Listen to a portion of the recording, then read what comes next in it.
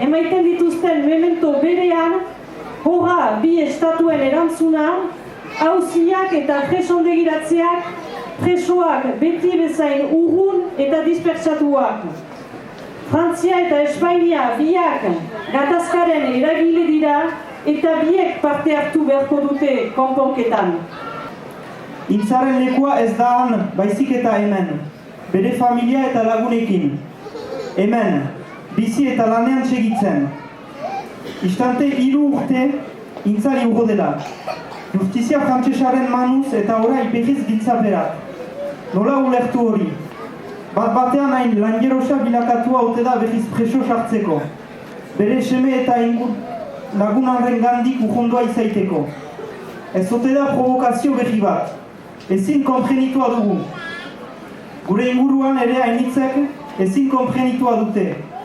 Horren adierazle da autetxean sustengu zabala, Garazi, Baigorri, Ostibarreko 230 bat hauzapez eta kontseilarik ez dute jokabide hori onartzen.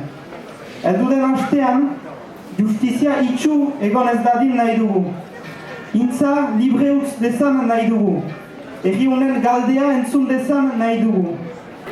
Azken egun hauetan, goraipatua den adierazpen askatasun hori baliatzeagatik zigortu nahi ditu Espainiar Estatuak.